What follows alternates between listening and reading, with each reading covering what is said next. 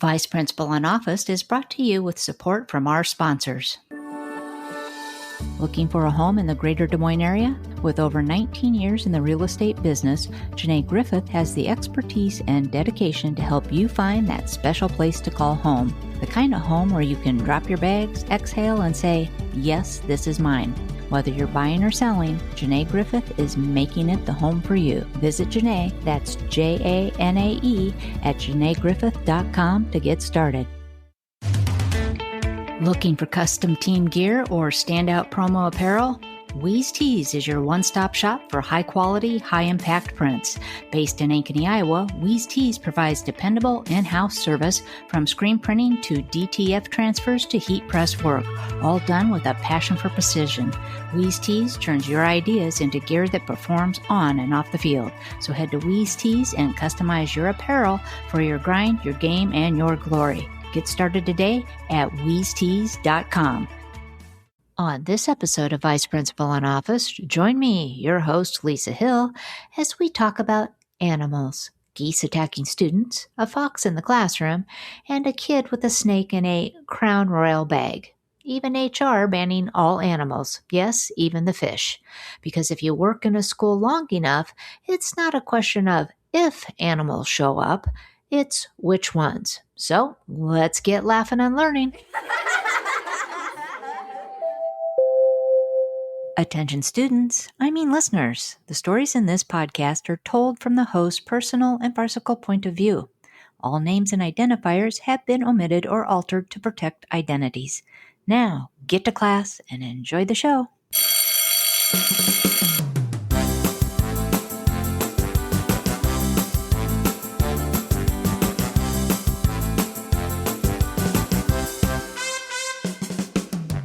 Hello, folks. Welcome back to another episode of Vice Principal in Office.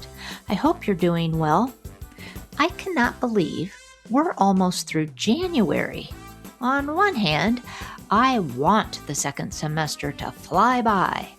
But on the other hand, I'd like to hit the brakes just a little. And yes, I realize that's a bold request from someone who's only months away from a third retirement. But here's why. I genuinely love the team I'm working with, teachers, paraprofessionals, and my associate principal. They show up for kids, they show up for each other, and they do it with heart. Truly top-tier humans. Now, don't get me wrong. We still have days that make you question reality. But overall, this is a good place. The environment is solid, the work matters, and I am grateful for my little corner of the school world. But if I could just cut down on the random drop-ins from adults who show up puffing their chests like they're starring in a National Geographic special, we'd be in great shape, most days. Which is a perfect setup for today's episode, because we're talking about animals at school. And I don't just mean the ones with the backpacks and the attitude. I mean the actual animals, the surprise guests, the uninvited visitors, the ones who show up on campus like they pay taxes here. And honestly, I come by this animal chaos naturally. So let's rewind for a second, because my childhood home was basically the training ground for everything I'm about to tell you. When I was a kid, my dad made it his personal mission to make sure we always had a dog. I got my first dog when I was 6 months old. I'm sure my mother was thrilled. A baby and a puppy.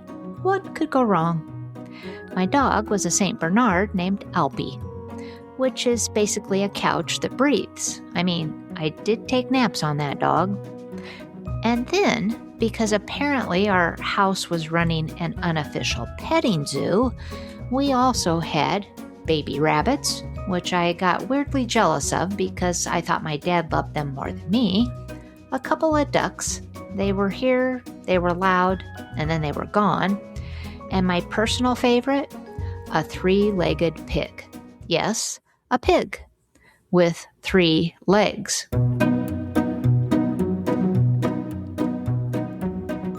I still remember my dad bringing that pig home in a cage in the back of the station wagon, like it was totally a normal errand. Meanwhile, the pig was pooping out of the cage the entire ride home. My siblings and I thought it was comedy gold. My mom did not.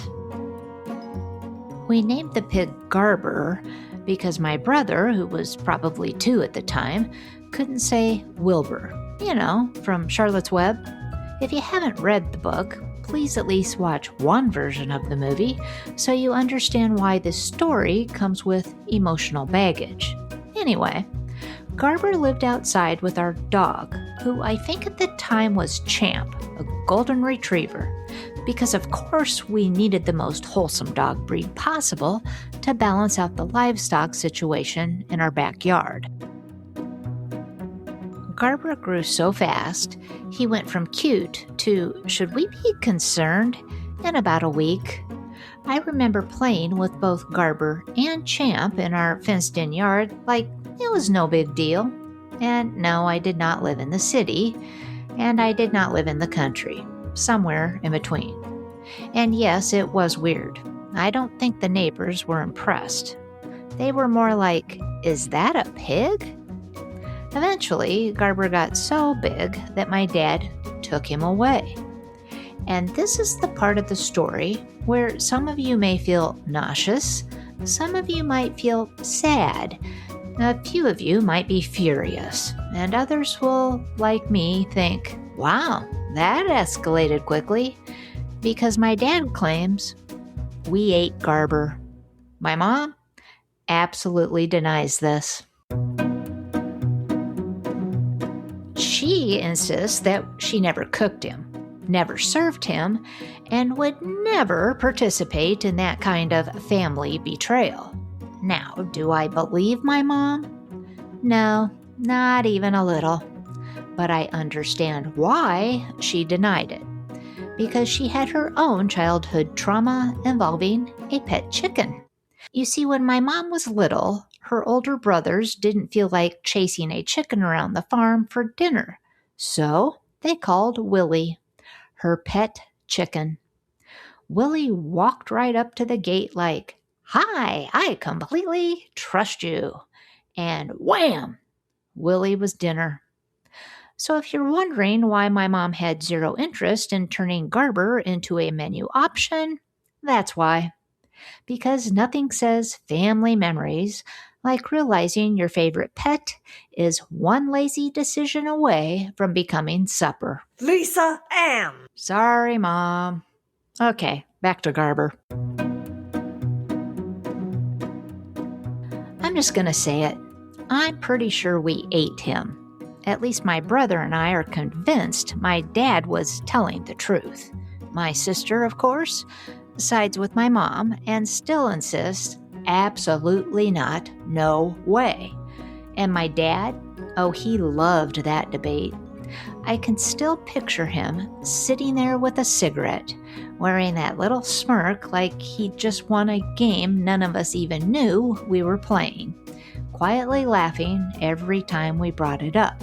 So yes, if you've ever wondered why my sense of humor is slightly off-center, now you know. After Garber, my dad stuck to dogs, much safer, and also a better plan if he wanted my mom to keep speaking to him. Lisa Ann. Ah, shoot. I didn't think you heard that one. Sorry, I promise, no more family animal stories. Now, fast forward 20 plus years, and the animal chaos didn't just show up again, it followed me. Which is why this episode is titled, Pigs, Snakes, and Goats, Oh My. Of course, I really wanted to call this episode. The longer I work in schools, the more I realize the building isn't just full of students, it's also a revolving door of furry and feathered visitors who don't care about the bell schedule and who always show up on the exact day an adult made a questionable decision, and I'm one email away from losing my grip on reality. Because seriously, folks, you just can't make this shit up. Lisa. Geez, Mom, that's 3 times. I thought she was taking a nap. I guess I'd just better move on to some more animal stories. worked in one school that had this massive commons area, like an indoor town square, where every student had to pass through between classes. And that year, we had that group. You know the one. Loud, chaotic, always one comment away from turning a normal hallway into a full-blown incident report. Now, the principal at the time was convinced that these kids didn't need consequences. They needed a connection. Her big idea? Put a rabbit in a cage in the middle of the commons. Her thinking was, if students learn to care for something small and vulnerable, they'll start treating people better too. And truthfully, that's not completely off base. There's research out there that says caring for animals can help kids build empathy because it teaches them to notice needs, respond gently, and think beyond themselves. Humane education programs have even shown measurable growth in empathy. But other studies basically say, it depends, because simply having an animal nearby doesn't magically turn kids into kind humans. The results usually come from the quality of interaction, active caregiving, consistent guidance, and adults who don't treat the pet like a decorative classroom accessory. And here's the problem. Our principal didn't just get a rabbit, she got a second job, because she was the only one actually taking care of that thing. Every day, carrots, lettuce, fresh water, cage cleaning, little bunny pep talks, the whole routine. And I'm watching this like, ma'am, when are you planning to run the school? I think she believed if she modeled nurturing behavior, the students would follow her lead. They did not. They did the opposite. Those kids fed that poor rabbit everything except a balanced diet. And then they started poking it with pencils like it was some kind of science experiment. The principal ended up in tears, and I'm standing there thinking, yep, this is exactly how this was always going to go. And then, mysteriously, the rabbit was gone in less than a week. No explanation, no closure, just gone. Meanwhile, my brain time-traveled straight back to being 4 years old, jealous of rabbits, realizing that my dad and this principal have the exact same leadership style. Bring home an animal and hope for the best. And that was the moment I decided animals probably don't belong in schools. But clearly, not everyone in education shares my survival instincts.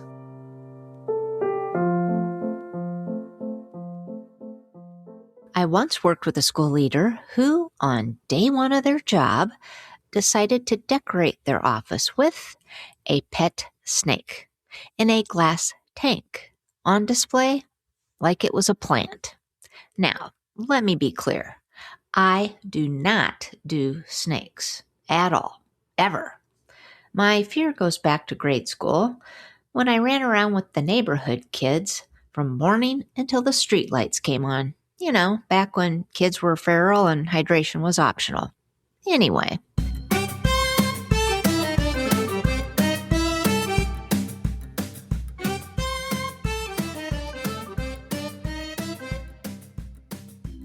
There was an older couple down the street who had a bulldog named Buddy.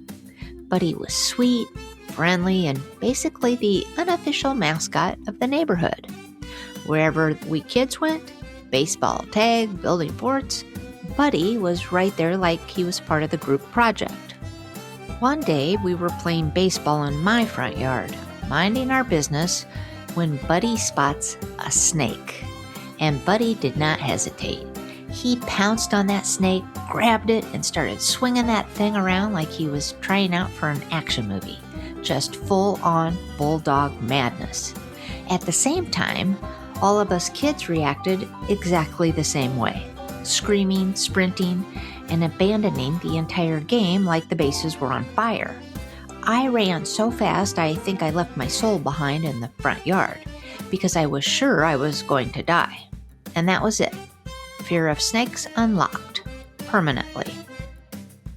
So when that new school leader proudly displayed their pet snake in a glass tank like it was office decor, I made a personal decision to avoid the building entirely. I didn't even work there, and I still wanted to transfer. The good news for me, the snake was sent home in less than a week. Fastest boost of staff morale I've ever witnessed. And as a bonus, HR rolled out a brand new policy. No animals in the building. Yes, even the fish. Unfortunately, students don't read board policy, so that would not be my last snake encounter at school.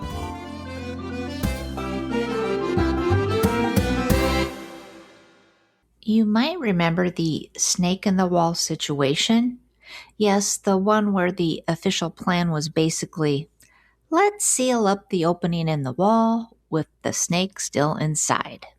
If you want a full recap, that's episode 19. But this snake story is a different kind of nightmare. One time, a student brought their pet snake to school in a Crown Royal bag. A Crown Royal bag. That deep purple velvet pouch that was designed to carry a bottle of whiskey. Not a living, moving surprise creature with zero business being in a school. And if I remember correctly, the students made it through most of the day before another kid finally told a teacher, who told a counselor, who told the office, and then eventually landed in the vice principal's zone, where problems seemed to go to multiply. I didn't even go near that Crown Royal bag. All I could think was, this is not a school. This is Snakes on a Plane, the Midwest edition. That movie wasn't terrifying because of the snakes. It was terrifying because the snakes were trapped in a small space with people who didn't ask for that kind of stress. And that's exactly what school felt like at that moment. One kid casually holding a bag of nightmares. Other kids whispering like it's a field trip attraction. And the adults are trying to act calm while mentally filing for early retirement. And that's when I wanted to channel Samuel L. Jackson and announce to the entire building, I have had it with these mother effing snakes in this mother effing school. Because there was absolutely no chance I was opening that purple bag. Not for curiosity, not for documentation, not for due process, not for anything. Crown Royal? I understand that appeal. But snakes? I'm not built for that. But animals with fur? Maybe.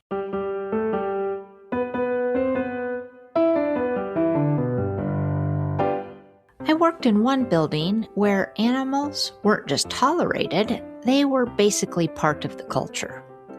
One of the school leaders would bring his dog to work, usually after hours. He'd let that pup roam wherever it pleased. Offices, hallways, classrooms, like it was conducting classroom walkthroughs and checking for instructional alignment. And honestly, once you set that tone, it's only a matter of time before someone else thinks, you know what this school needs? A fox. Yes, a fox. A teacher had a classroom fox, and not like a stuffed animal or cute poster. I mean a real living fox that treated the classroom like its personal apartment. Daytime, nighttime, it didn't matter. That fox had full access. It only got out once, and in most places, that would have been the end of that experiment. But not here. The fox stayed. And here's the part that still gets me. When that teacher took a job out of state, the new teacher didn't walk in and say, absolutely not. Nope. The new teacher just kept the fox, like it was included in the classroom inventory. Desk, check. Whiteboard, check. Fox, also check. Now, I have no idea how long foxes live, so I can't tell you what eventually happened to it. I will say it was adorable and surprisingly calm, which makes me think it had accepted its fate as an honorary staff member. And speaking of animals that truly belong outside, let me tell you about the school farm. I had the pleasure of supervising a school program in another district that came with its own barn. The program's focus was agriculture. So naturally, farm life wasn't just part of the curriculum, it was part of the daily adventure package. We had pigs, goats, sheep, chickens, and occasionally rabbits. Those damn rabbits. Anyway, the barn was literally falling apart. And why? Because it was also home to a thriving rat population. Not cute little cartoon rats either. I'm talking aggressively confident rats. The agriculture teacher warned me to be careful because the rats were the size of a small wiener dog, and they had the confidence of animals who have never once been told no. Now, I've lived with pigs, rabbits, and dogs. I assumed the teacher was exaggerating. There was no way a rat could be built like a small pet. I was wrong, because one day I opened the barn door looking for the teacher, and the biggest rat I have ever seen in my life ran right across my toes. Me? I didn't scream. I didn't run. I didn't move. I simply became a statue, a very pale, very professional statue. After a few seconds, my lungs remembered to do their job, and I slowly backed out of the barn like I was exiting a crime scene. We eventually renovated the barn and brought in some kind of groundhoggish creature that basically handled pest control like it was a union contract. Every once in a while, you'd glance out the classroom window and see a little head pop out of the ground like, "All clear? I'm on it." And it worked. The rats disappeared. But unfortunately, that little underground hero could not chase children away from the barn.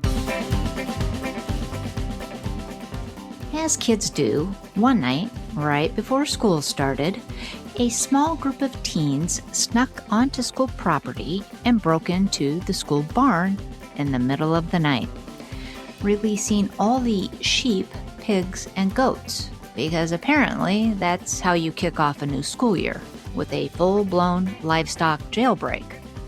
By morning, the local news had caught wind of the story and showed up at the barn to film. At the same time, the operations department was sprinting around the farm like it was a county fair, but with worse planning. Grown men used to fixing things inside a school were now running around trying to scoop up school livestock before anyone made it to the highway. I just happened to be watching the news that morning and saw the whole thing unfold on TV. I even posted a picture of that news story on my Vice Principal Unofficed website, because if your job ever makes the morning news, you might as well document it. And of course, we never caught the kids, but we did catch the animals, eventually. Now, this is not my last animal story. No, unfortunately for you, I have more. And who would ever guess one person could live through so many animals at school situations? But then again, no one is me. So yes, I'm that person. Let's talk about birds. Because if you think school drama is just teenagers and parents, you've clearly never met a goose with a mission. One spring, a lovely goose couple decided to set up their home, eggs and all, right near the front doors of the school.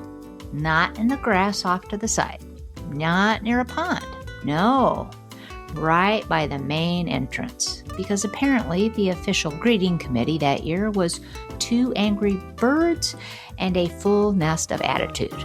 And when I say they were protective, I mean these geese weren't just guarding eggs. They were guarding the entire building like they were on payroll. Students couldn't just walk into school. They had to strategize. Kids were literally running from parking lot to the doors like it was an action movie. Backpacks bouncing, hoodies flying, trying to make it inside before the geese noticed movement. And it wasn't just students. Visitors would show up, take one step toward the entrance, and suddenly they were doing that awkward fast walk that turns into a sprint when you realize you're being targeted. Even the occasional visit from the district office wasn't safe. Nothing humbles a grown professional faster than being chased by a bird with wings, rage, and absolutely no respect for job titles. It got to the point where the front doors became less of an entrance and more of a wildlife obstacle course. So we did what any school would do. We called for help. The DNR came out to handle it, and they tried everything, including foil flyers. Yes, shiny foil flyers.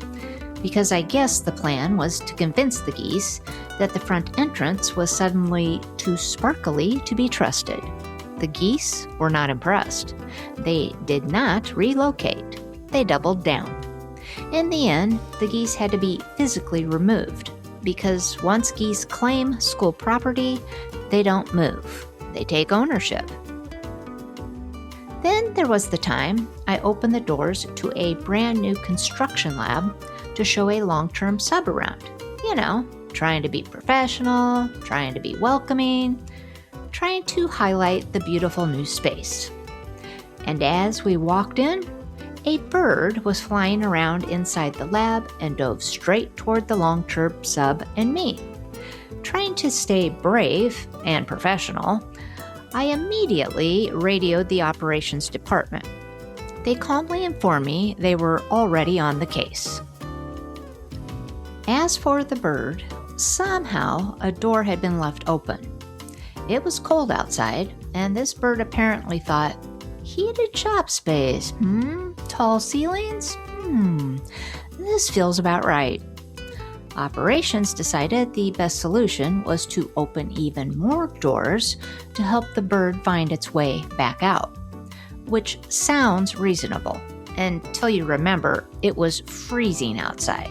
So instead of leaving, the bird flew deeper into the building, like it had just signed a lease and was ready to explore its new home. At that point, I stopped asking questions and let operations handle it, and they eventually got the bird out, or so they say.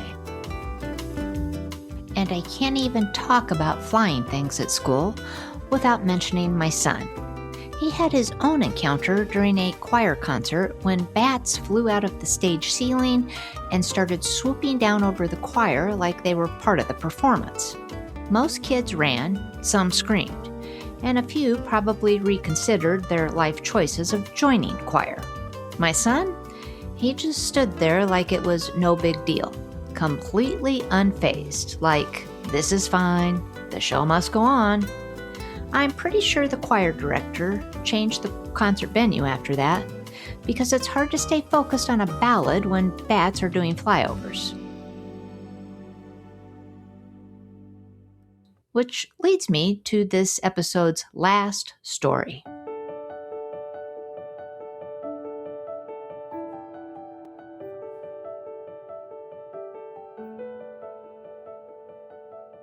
My first day working in another district should have come with a warning label. New job, new building, new people. I walked in ready to make a great first impression, smiling, professional, pretending I wasn't slightly terrified inside. I expected the usual first day welcome, a friendly face at the front desk, someone offering directions, and maybe a quick, "We're so glad you're here." Instead, I was greeted by a stuffed, angry-looking raccoon, perched on a pillar, staring directly at me. No people, no hello, no good morning. Just a taxidermy raccoon silently evaluating my readiness for this position like, "Welcome, this place is chaos," which seemed to match the sign taped to the pillar below the raccoon's butt. It read, "Raccoon will bite."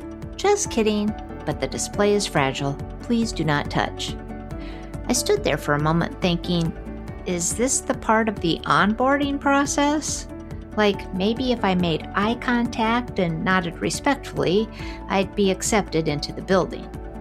Eventually, real humans appeared and acted like this was totally normal, which in hindsight should have been my first clue.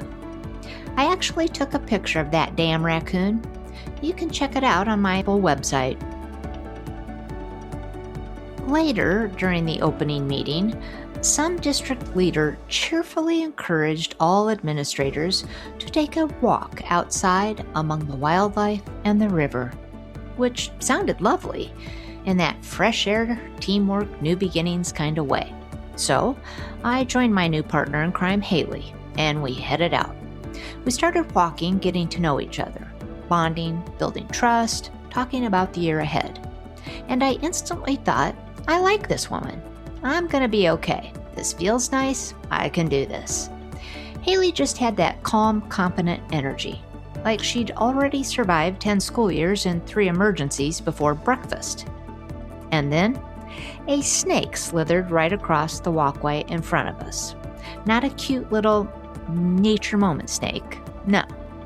A confident snake. A snake that looked like it had a schedule, and we were messing it up. I froze. And Haley? Haley just kept walking like this was completely normal. Like it was part of the tour. Like it was a feature. Like the brochure said, "Welcome to the district. Enjoy the river views, local wildlife, and surprise snakes during staff bonding." Meanwhile, I'm standing there thinking, first day, new job, and I'm about to get taken out by a snake in front of my new coworker. But Haley just glanced back at me with this calm little smile like, "You're fine, I've got you." And honestly, that's when I knew I was going to be okay. Because raccoons and snakes on day 1, that's chaos. But Haley made this job wonderful from the very start. And with that, I think it's time to wrap up today's episode before something else crawls, slithers, or waddles onto campus and asks for a visitor badge. If there's one thing I've learned, it is this. My childhood didn't just prepare me for a career in education. It basically trained me. Because when your early life includes a pet pig named Garber and a permanent fear of snakes, you don't grow up thinking, "Wow, animals are cute." You grow up thinking, all right, what's the plan when animals show up uninvited and everyone expects me to stay calm? And sure enough, that's exactly what happened. Somehow, animals have waltzed into my career like they're part of the staff, showing up in barns and classrooms, at the front doors, and occasionally a bag that was designed for whiskey, not wildlife. And the funniest part is, I'm still expected to act like this is normal, because that's the job. You can have the best intentions, lead with your values, do everything right, and still end up sprinting through the day while nature freelances as your assistant principal. So if you've ever wondered what it's like working in a school long term, just know it's basically a barnyard with a bell schedule. I don't know. Maybe old MacDonald was right. But I'm going to go out on a limb and say, E-I-E-I, nope. Well, kids, the dismissal bell is ringing.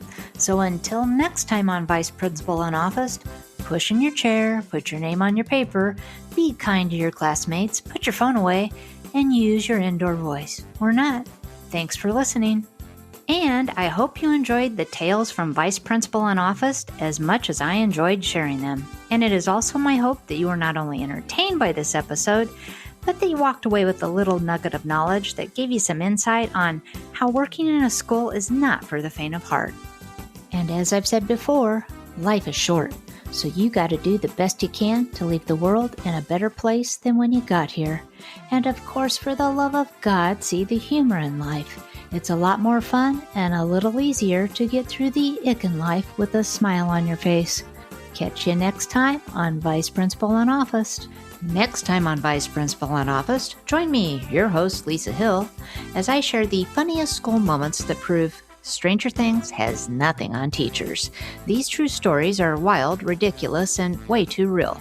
If you ever worked in a school, you'll be laughing and nodding the whole time. So tune in February 10th on your favorite podcast platform and get laughing and learning. Hey students, listeners, thanks again for tuning in. And if you've enjoyed today's show, please leave me a review. It really helps grow the show. And don't forget to hit the follow button so you don't miss an episode. Trust me, you don't want to be late for this detention. And listeners, if you've got a school story of your own that you think would fit Vice Principal on Office, I'd love to hear it. Just head to my podcast website and send me your story. And who knows, your story might even get a shout out in a future episode. Thanks so much for listening and for your support. Vice Principal on Office is an independent podcast with everything you hear done by me, Lisa Hill, and supported through Buzzsprout. Any information from today's show, along with any links and resources, are available in the show's notes. So if you want to do a little homework and dive deeper into anything I've mentioned, head over to my podcast website and check it out. And a big thank you to Matthew Chiam with Pixabay for the show's marvelous theme music. And of course, a huge shout out to my mother. This podcast is for the purpose of entertainment only, like the recess of your day, and not a platform for debates about public education. Though, you never know. You could learn something. And just a reminder that the stories shared in this podcast represent one lens, which is based on my personal experiences and interpretations, and also reflect my unique perspective through humor. Names, dates, and places have been changed or omitted to protect identities and should not be considered universally applicable. Until next time, keep laughing and learning.